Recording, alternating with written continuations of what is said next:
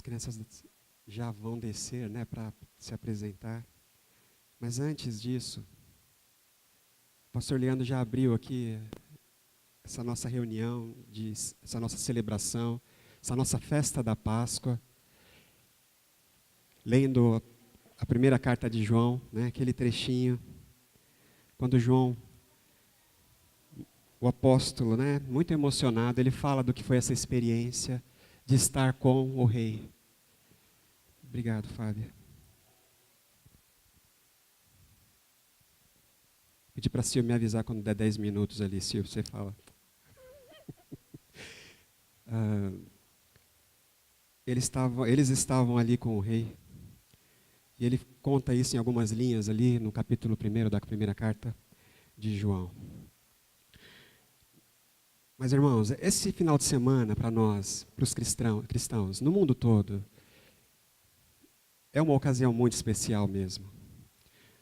Para aqueles que não são cristãos, ou para até alguns cristãos que não entendem direito o que aconteceu. As pessoas elas pensam que é só mais um feriado, que dá para a gente ir para a praia, aproveitar, né? Afinal de contas, a gente trabalha tanto, então vamos dar mais um tempinho, vamos ali, a gente já volta. E a vida segue, a vida continua normalmente. Mas se tem uma coisa que é muito forte em nós, nos cristãos, é que depois da Páscoa, daquela Páscoa que aconteceu há 2000 anos, nada mais é como antes. Tudo mudou. O mundo foi mudado, a vida foi transformada de tal forma. Nada mais é como era antes. E é por isso que ano a ano, a gente tem um imenso prazer de lembrar disso. Daquilo que Deus fez de uma forma definitiva, absoluta. É o que o autor de Hebreus escreve. Ele fez uma vez só. Ele não precisou ficar fazendo várias vezes. Quando ele fez uma vez. E como diz o autor de Hebreus, de uma vez por todas. E isso é suficiente. Deus perfeito, que agiu de uma forma perfeita, plena, o perfeito sumo sacerdote. O profeta Isaías, no capítulo 62, ele tem ali no comecinho, no versículo 1, logo no versículo 1, ele fala de uma aspiração, ele fala assim: Senhor, eu fico imaginando como vai ser quando o Senhor, como prometeu, fender os céus, abrir os céus e descer. O Senhor prometeu fazer isso. O Senhor prometeu descer. Aí o profeta fala: eu fico imaginando como vai ser isso. Que coisa vai ser essa? É aí que ele diz: eu sei o que o olho humano nunca viu, o que o ouvido humano nunca ouviu, o que coração humano jamais sentiu. Isso é o tipo de experiência que nós vamos ter quando o Senhor fender os céus, descer a nós, a nossa história, a nossa experiência humana, quando o Senhor fizer tremer toda a estrutura natural, é isso que vai acontecer, aquilo que a gente nunca viu, nunca ouviu, nós nunca experimentamos nada parecido com isso. Muitos e muitos anos depois, 700 e poucos anos depois, o apóstolo Paulo ele vai usar esse mesmo trechinho, lá em 1 Coríntios, no capítulo 2. Ele vai usar esse trecho. Gente, lembra que o profeta escreveu? O que o ouvido não ouviu, o que o olho nunca viu, o que o ouvido nunca captou, né? A gente nunca teve condições de viver esse tipo de experiência, o que o coração humano, a mente humana jamais chegou perto do que é essa experiência. E ele fala do que Deus tem preparado para aqueles que o amam. A gente já aprendeu que o Natal é o maior milagre de todos. Né? Não é o Mar Vermelho abrindo, não são os milagres que Jesus fez. Não é nem a ressurreição. O maior de todos os milagres é Deus Porque o profeta pensou, quando Deus descer, vai ser algo que a gente não espera, nunca viu, vai ser algo muito diferente. Quando ele fender os céus e fazer tremer todas as estruturas, é algo que a gente não tem noção do que é. Aí vem, muito tempo depois do profeta, cumpriu-se a profecia, cumpriu-se a promessa.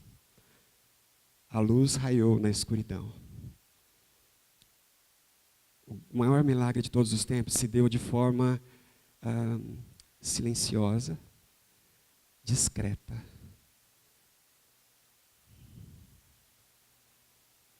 Uma surpresa, uma grande surpresa. Nenhum homem jamais teve isso em mente. O dia que Deus vier, Ele vai vir silenciosamente, de forma discreta.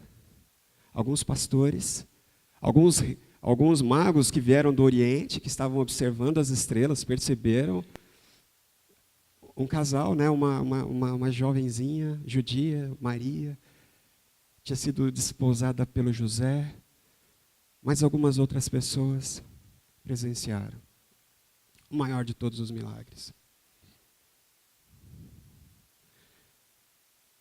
33 anos depois, mais uma dessas emoções que a gente não esperava, dessas surpresas.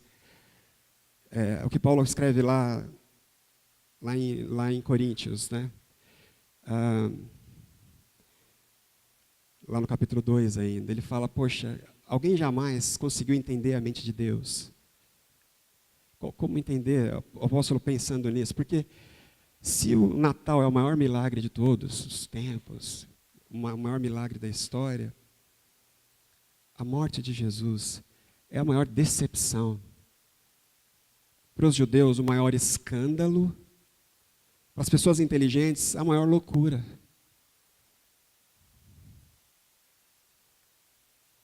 O profeta falou, fico imaginando Deus rompendo o céu, fazendo tremer todas as estruturas. Isso é uma coisa que o próprio Jesus disse. O Filho do Homem, ele veio para destruir as estruturas, abalar as estruturas.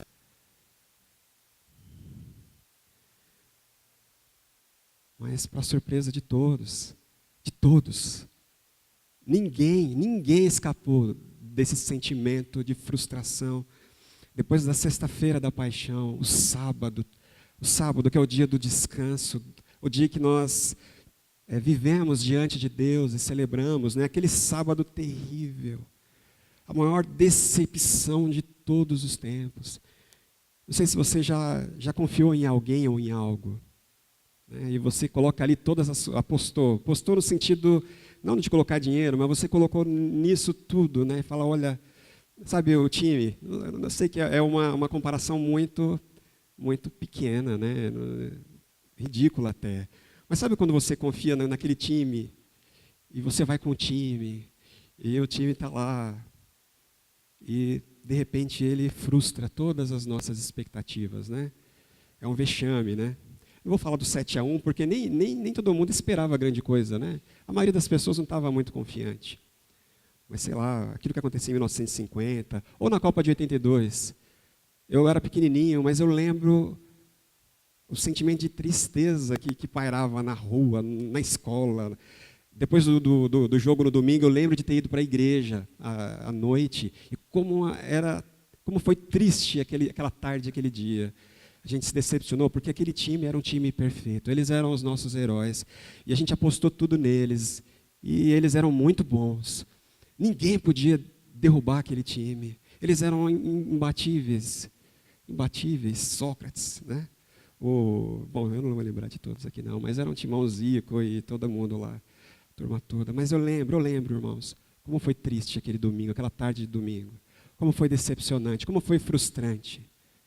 Mas isso não chega nem perto do que sentiram. Se você abrir o Evangelho segundo João, já passou 10 minutos, Estou acabando aqui. Quando a gente abre lá o Evangelho de João, capítulo 20, Começa dizendo que bem cedinho, no domingo de manhã, Maria Madalena e algumas mulheres, a mãe de Jesus também, elas foram para o sepulcro e elas estavam chorando, profundamente tristes, profundamente decepcionadas, frustradas. A imagem da decepção, né? Nada tão triste como aquelas mulheres indo de madrugada ainda, antes do sol nascer, para colocar algum perfume naquele corpo que estava apodrecendo. Antes, cheio de vida, cheio de vigor espiritual, natural. Aquela pessoa que mandou calar a tempestade, que fez tantas coisas, e elas pensando, eu vou lá para colocar um perfume naquele corpo que deve estar cheirando mal, que não se sustenta mais. A gente precisa ir naquela tristeza. Né? Sem falar nos apóstolos, João também fala que todos os 12, que agora não eram mais 12, eram 11, e mais alguns outros discípulos mais próximos de Jesus, eles se trancaram naquela sala que eles haviam feito essa última ceia lá com Jesus, com medo. Estavam apavorados, porque Jesus havia morrido, eles estavam ali apavorados, decepcionados, frustrados. Aqueles 2 discípulos, né, que estão indo para Emaús, desistiram. Eles pensaram, a gente foi para Jerusalém com uma expectativa tão alta, porque nós estávamos lá, ele tinha ressuscitado Lázaro em Betânia, e ele entrou em Jerusalém, aquele final de semana, aquela semana era tão, prometia tanto. Aí eles falam, mas a gente pensou que seria ele, tinha que ser ele, mas não foi. A gente estava errado. Não era ele. Ele foi vencido também. Ele foi vencido. Agora a gente vai voltar para a vida. Que vida, né? Essa vida aí. O apóstolo Paulo quer essa vida debaixo do pecado e da morte. Pecado, morte. Escravos do pecado e esperando a sentença de morte, o julgamento, a condenação. A gente está nessa. Vamos voltar para a vida. Vamos voltar para Emaús. Então, esse capítulo 20 de João, ele mostra que a morte de Jesus, a cruz, ela representa esse escândalo, essa loucura. Poxa, se eu fosse Deus, eu não ia fazer isso. Se eu fosse Deus, eu não ia morrer. Se eu fosse Deus, eu ia fazer diferente. Se eu fosse Deus, né, quem sabe, eu ia me mostrar poderoso. Eu ia arrebentar tudo. Como diz o profeta Isaías, eu ia acabar com os inimigos. Eu vinha para destruir os meus inimigos, os inimigos, né? Os inimigos de Deus. Os grandes inimigos de Deus. Aí o apóstolo Paulo, lá em Coríntios também, no capítulo 15, 1 Coríntios capítulo 15, ele vai mostrar que foi exatamente isso que Deus fez em Jesus. Ele veio destruir a morte. O maior inimigo, a morte. Ele veio subjugar o pecado. Ele veio vencer o pecado. E foi isso que ele fez enquanto viveu. Não pecou, em momento algum. Ele obedeceu a Deus em tudo, em tudo, em tudo, em tudo. E depois venceu a morte. E é por isso, irmãos, que a ressurreição de Jesus, o domingo de Páscoa, que é o que nós cantamos aqui, essas canções, eu acho que tudo que a gente está falando aqui, a gente cantou. Essas lindas canções que falam desse movimento de Deus. Que o profeta vislumbrou, ele previu, olha, Deus vai descer, ele vai fazer abalar tudo, vai tremer os montes, né? Os montes vão tremer, ele vai rachar, né, o monte no meio, vai fender todas as coisas.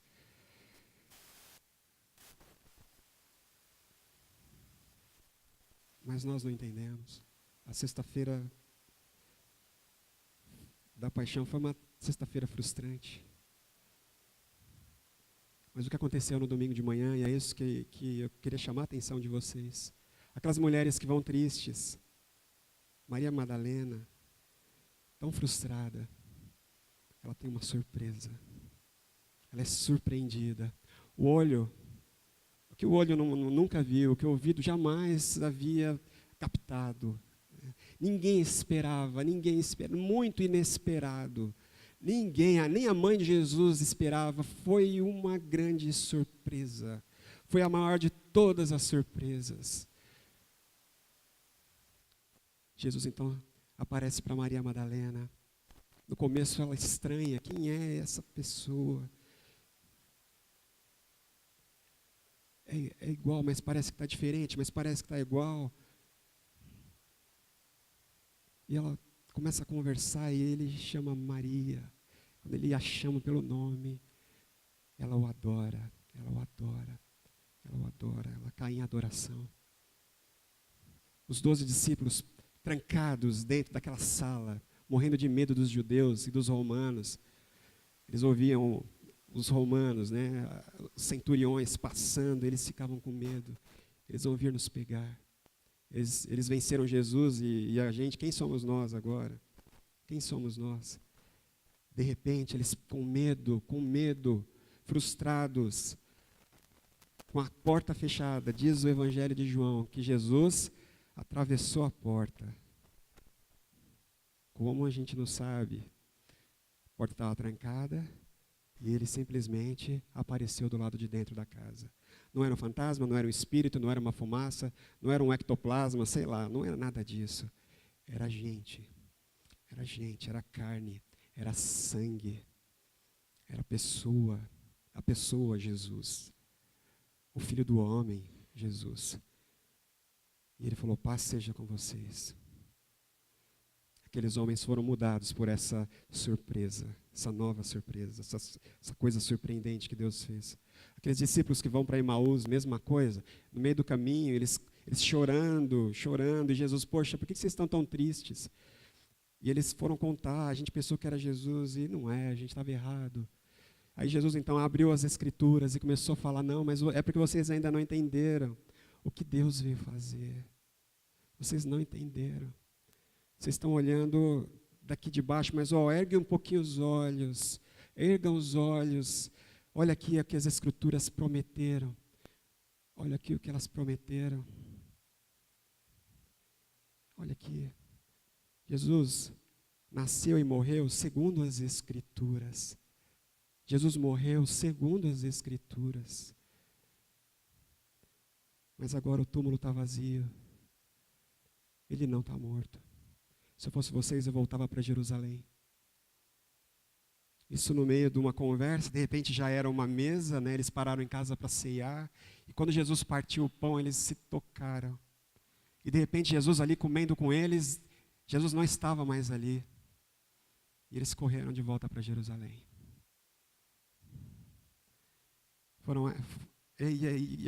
Os não cristãos, as pessoas que não são cristãos, eles não entendem.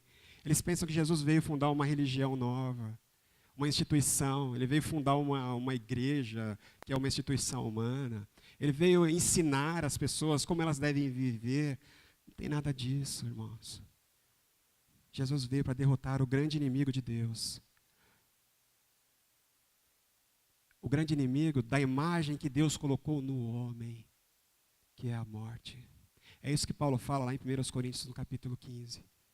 Ele veio vencer a morte. E ele venceu. E ele venceu. Vai lá ver o túmulo. Aí o pessoal começou a ir atrás do túmulo, o túmulo vazio. Está vazio. Irmãos, como as pessoas procuraram esses restos mortais de Jesus? Como elas procuraram? Os céticos. Eles estão investigando há muito tempo, mais de 2000 anos, eles estão atrás desses restos, quer dizer, 2000 anos, né? Esses restos mortais de Jesus. Já deu o meu tempo. Eles já procuraram muito, ninguém achou. Mas não é só isso. Não foi só pelo túmulo vazio. O que realmente mudou a vida daquelas pessoas foi o próprio Cristo aparecendo. É isso que Paulo fala lá em Coríntios. Quero incentivar você a abrir lá e ler esse capítulo 15 da carta de 1 aos Coríntios. Paulo fala, olha, o que eu recebi é o que eu estou passando. Foi isso que aconteceu. Jesus começou a aparecer, o túmulo ficou vazio, ele começou a aparecer primeiro para Maria Madalena, depois para Pedro e os 12. E depois ele apareceu para mais de 400 pessoas, todas juntas no mesmo lugar. Ele fala, essas pessoas ainda estão vivas aqui. É só você conversar, elas viram. Ele apareceu para Tiago, ele apareceu para mais algumas pessoas. Depois ele apareceu para mim, como que alguém fora do tempo. Ele apareceu. E é isso, irmãos. Esse é o nosso evangelho, essa é a nossa mensagem. A gente não veio para ensinar uma moral.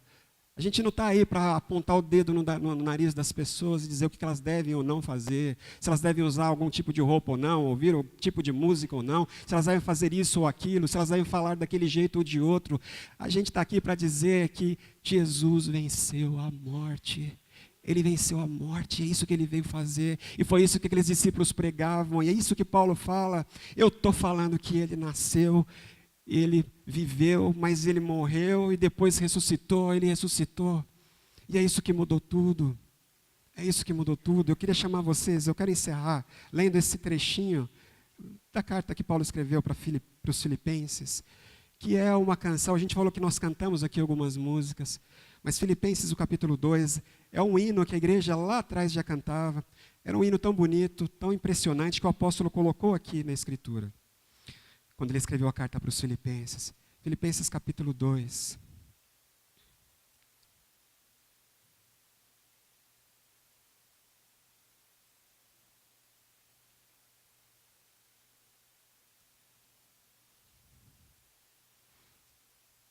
Capítulo 2 de Filipenses.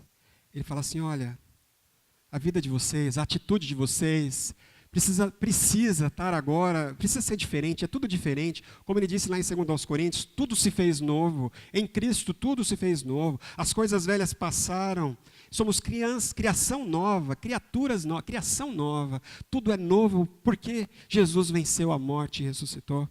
Ele fala assim, seja a vida de vocês, a atitude de vocês, a mesma de Cristo, que embora sendo Deus, não considerou que o ser igual a Deus era algo a que devia apegar-se, mas, no versículo 7, esvaziou-se a si mesmo, vindo a ser servo, tornando-se semelhante aos homens.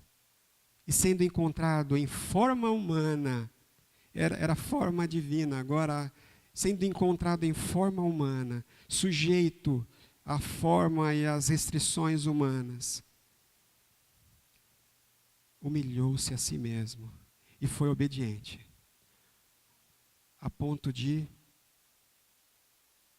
ir às últimas consequências, obedecendo a Deus, ao plano de Deus. Deus tinha um plano de vencer os nossos inimigos e o inimigo dele. Ele foi obediente até a morte. Até a morte. E morte de cruz. Versículo 9, por isso Deus o exaltou à mais alta posição e lhe deu o nome que está acima de todo nome, para que ao nome de Jesus se dobre todo o joelho nos céus, na terra, debaixo da terra, e toda língua confesse que Jesus Cristo é o Senhor, para a glória do Pai. Esse movimento de Deus, que a gente não consegue entender direito, mas como eu gosto muito daquela imagem, eu já falei muito para vocês dela, do C.S. Lewis, quando ele fala que Jesus fez igual um mergulhador. Mergulhador. Ele sabe que tem lá embaixo, daquelas águas profundas, algo muito valioso, que foi perdido, que ficou lá caído, está lá enterrado. E o mergulhador, então, ele decide ir lá buscar. Ele pula naquelas águas. E ele vai descendo, descendo, descendo, até onde essas águas são pesadas, escuras, densas. E ele desce, desce, desce, onde não tem mais luz, onde tudo perde a cor, perde a vida. E ele desce, desce, desce, desce. E ele pega então aquele algo valioso. E depois começa a subir, subir, e subir, e subir.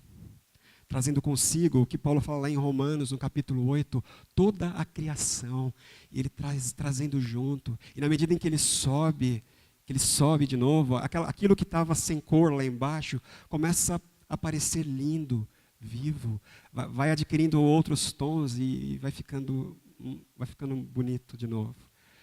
E ele sobe, trazendo consigo aquilo que ele foi buscar. esse movimento de Deus. É disso que se trata a Páscoa. É por isso que a ressurreição muda tudo. Ela mudou a história humana e muda a minha vida, precisa mudar a tua. Queria convidar você nessa manhã a fazer essa reflexão, a ir de encontro a esse Deus. Os apóstolos, eles só começaram a dizer, Ele é o Rei do mundo. Todo joelho precisa se dobrar a Jesus. Toda língua precisa confessar que Ele é Senhor. Se não fizer isso de forma voluntária, vai ser obrigado a fazer isso depois. De um jeito ou de outro. Ele vai reinar, e Ele reina, e Ele vai reinar sobre tudo e todos. É disso que se trata o nosso domingo da Páscoa. É isso que você precisa entender, meu irmão. Quando você estiver encarando a vida aí, tudo te levando para lá, né? Te arrastando, falando que nada faz sentido, que Deus não te ama, que a vida não faz sentido, que não precisa amar, é à toa você amar as pessoas, amar, e tudo que você faz aqui é perda de tempo. Não, porque Jesus veio buscar aquilo que estava perdido. E Ele está trazendo consigo, resgatando. É disso que se trata. E trazendo a minha vida, né, a vida do Marcos, e a tua vida também. Guarda isso no seu coração. Jesus morreu. Deus morreu para que o amor não morresse. Deus morreu. Não é isso que você faria, porque você não entende o que era necessário ser feito. Qual era, na verdade, o nosso grande problema. Amém, meu irmão? Então vou convidar você a baixar sua cabeça. As crianças podem vir, elas vão ficando aqui na frente, elas vão cantar sobre isso. A gente vai ser convidado a refletir ainda mais um pouco. Mas você vai voltar para sua casa depois com essas palavras no seu coração. Jesus venceu a morte.